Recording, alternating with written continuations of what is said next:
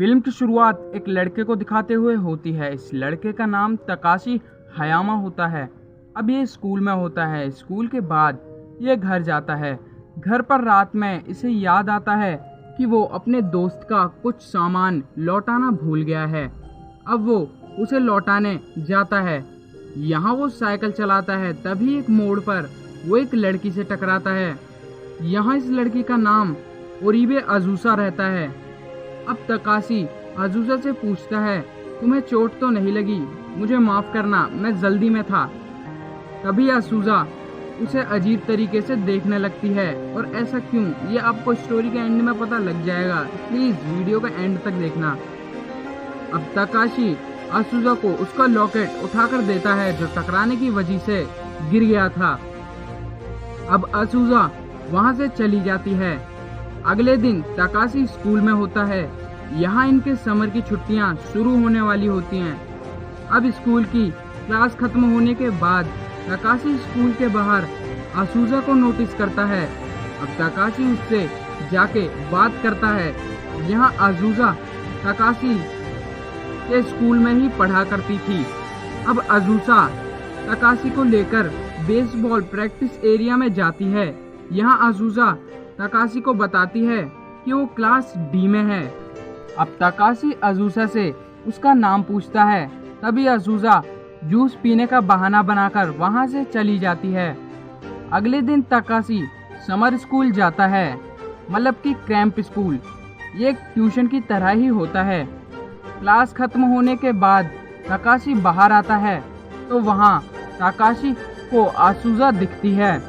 अब अजुसा तकाशी को एक जगह लेकर जाती है जहाँ का व्यू काफी अच्छा था।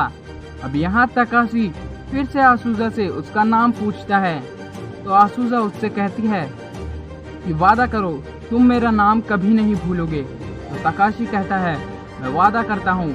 अब अजुसा तकाशी को अपना नाम बता देती है जो है ओरिबे अजुसा। अब अगले दिन तकाशी ट्यूशन के बाहर होता है जहाँ उसे उसकी फ्रेंड कनाए दिखती है। असल में कनाए तकाशी को पसंद करती थी। अब कनाए और तकाशी कैफे जाते हैं। यहाँ कनाए कुछ कन्फेस करने की कोशिश करती है लेकिन वो नर्वस हो जाती है, इसलिए वो तकाशी से वॉशरूम का बहाना बनाकर वॉशरूम चली जाती है। तभी वहाँ अजुसा आती है।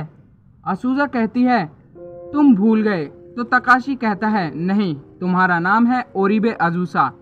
तभी अजुसा कनाए को वहां आता देख वहां से चली जाती है। अब तकाशी कनाए से बहाना बनाकर अजुसा के पास जाता है।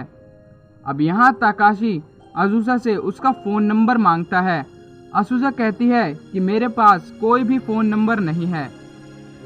अब रात हो जाती है। यहाँ रात में तकाशी अजुसा से कहता है अगर मुझे तुमसे बात करनी है तो मैं कैसे करूँगा? तो अजुसा कहती है हम इसी तरह मिलेंगे। अब तकाशी खुश होता है और कहता है ठीक है। अब अजुसा अपने घर जाती है। यहाँ घर पर उसके डैड होते हैं। अब अजुसा के डैड अजुसा को देख अजीब तरीके से बर्ताव करते हैं, मानो कि वो अजुसा को नहीं जानते। अगले दिन तकाशी ने अपने फ्रेंड से अजुसा को मिलाने का वादा करा होता है। अब अजुसा यहाँ आती है। तभी कनाए कहती है तकाशी ये कौन है? तो तकाशी कहता है ये ओरिबे अजुसा है, हमारे स्कूल में ही पढ़ती है।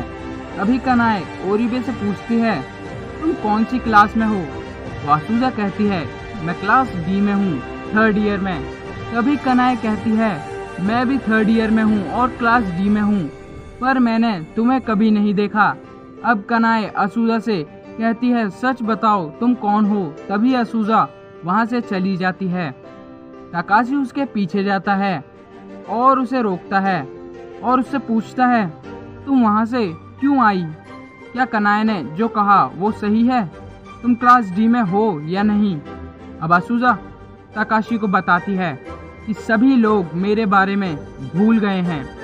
मैं सच में क्लास डी में पढ़ती हूँ। मेरी फैमिली, मेरे डैड, मेरे दोस्त, जिससे भी मैं मिलती हूँ, थोड़ी देर बाद वो सभी लोग मेरे बारे में भूल जाते हैं। मैं सबकी यादों से मिट जाती हूँ। तभी तकाशी कहता है पर मैं तुम्हें नहीं भूला। तभी असूजा कहती है क्योंकि तुम स्पेशल हो। अब तकाशी असूजा की किसी बात पर भरोसा नहीं करता और वहाँ से चला जाता है। अगले दिन वो ट्यूशन जाता है और अपने दोस्त से माफी मांगता है असूजा के लिए कि कल वो ऐसे ही वहाँ से चली गई थी। उसका दोस्त कहता है कि कौन असूजा। अब तकाशी ट्यूशन के बाद भागता हुआ अपने स्कूल जाता है और क्लास डी में पढ़ने वाले लोगों का नाम चेक करता है तो वहाँ ओरिबे असूजा का नाम भी होता है। अब तकाशी असूजा के डेस्क से उसकी डायरी उठाता है, तभी उसके टीचर वहाँ आ जाते हैं। अब तकाशी टीचर से पूछता है, सर क्या आपको असूजा के बारे में कुछ पता है जो इस क्लास में पढ़ती है? तो उसके टीचर असूजा को याद करने की कोशिश करते हैं पर उन्हें इस नाम की किसी भी स्टूडेंट के बारे में कुछ याद नहीं आता। अब तकाशी को असूजा की कई बातों पर विश्वास होने लगता है। तकाशी अब असूजा को ढूंढने जाता है। अब काफी देर शहर में यहाँ वहाँ ढूंढने के बाद फाइनली तकाशी को असूजा दिख जाती है।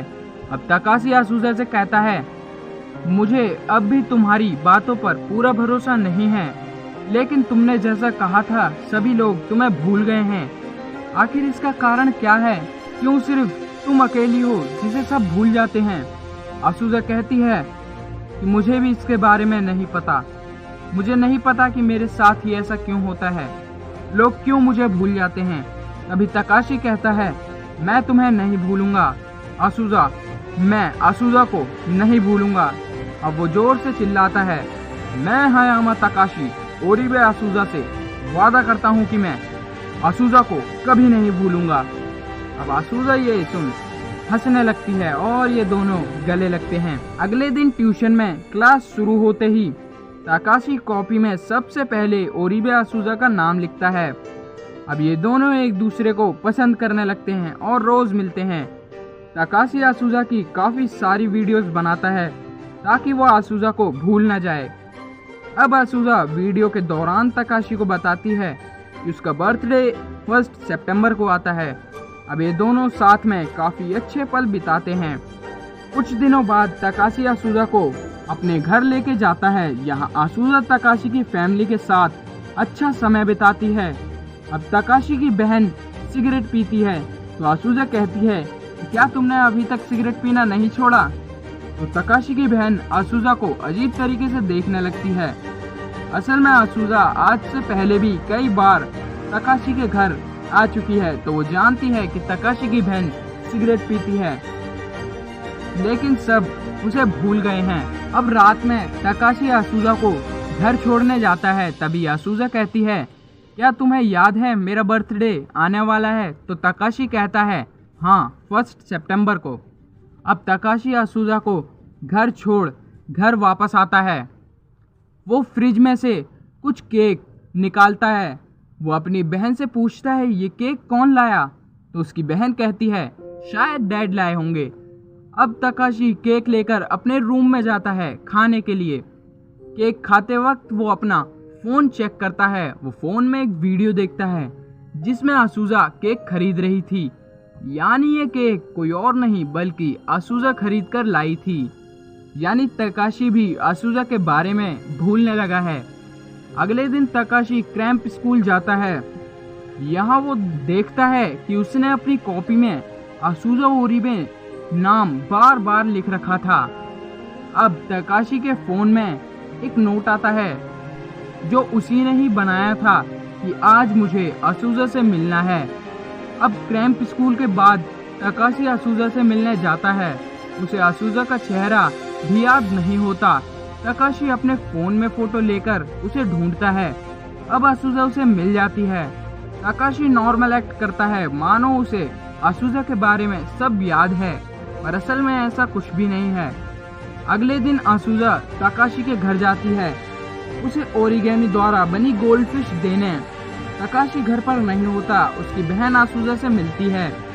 यहाँ तकाशी की बहन असूजा से पूछती है कि तुम्हारा नाम क्या है? असूजा उसे नाम बताती है, ओरिबे असूजा। अब असूजा तकाशी की बहन को गोल्डफिश देती है जिसे वो तकाशी को देने कहती है, लेकिन तकाशी की बहन कहती है तुम उसे खुद ही दे देना, और वो नहाने चली जाती है। अब आसूजा चुपके से तकाशी के रूम में जाती है। यहाँ तकाशी आसूजा के बारे में ना भूल जाए इसलिए उसने कई सारे नोट्स बना रखे होते हैं कि आसूजा कौन है, उसे क्या पसंद है, उसका बर्थडे कब आता है।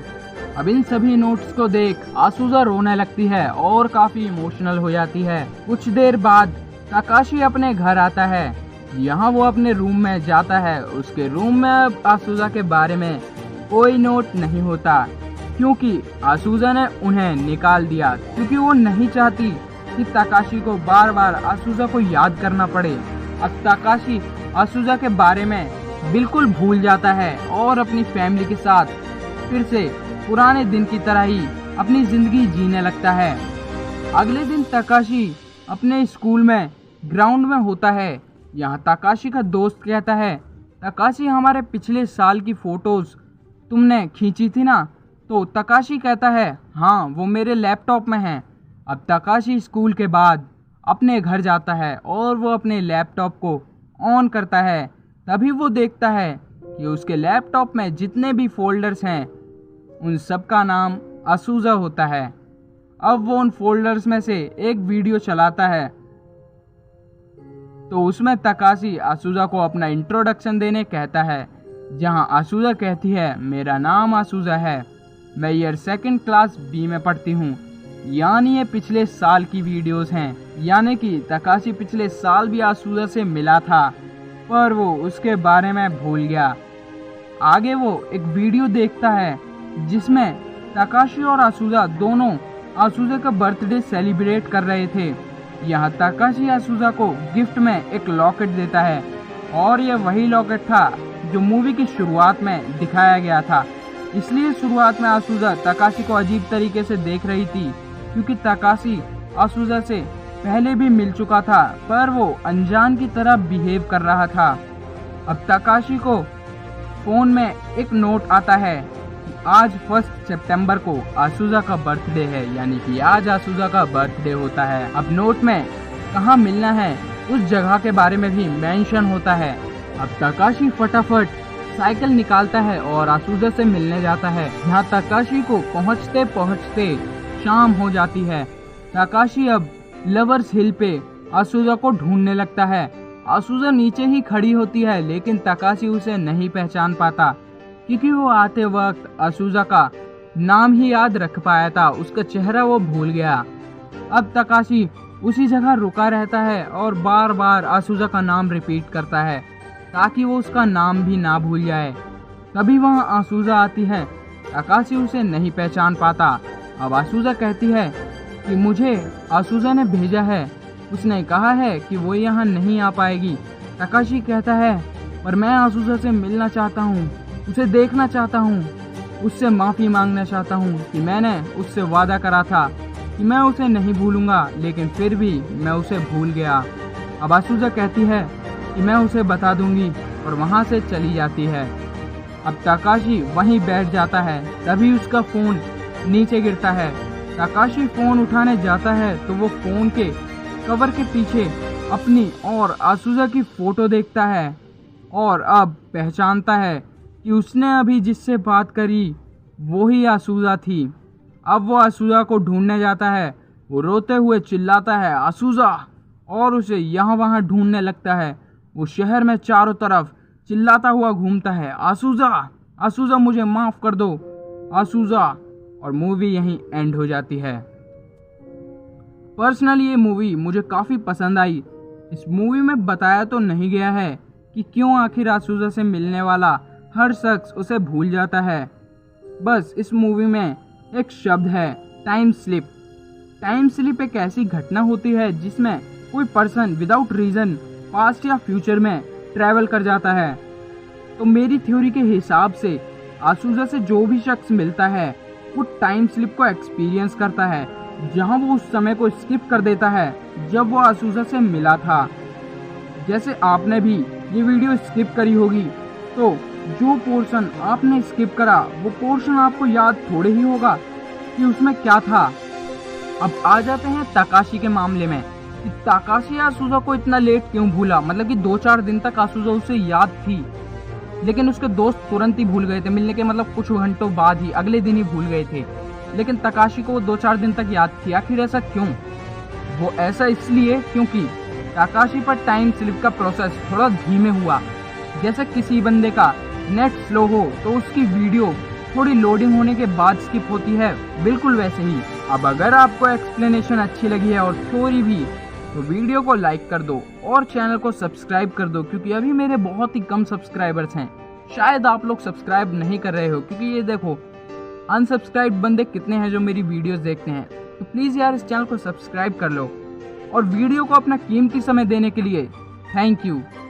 ऐसे और भी अच्छे अच्छे वीडियोस मैं आपके लिए लाता रहूँगा।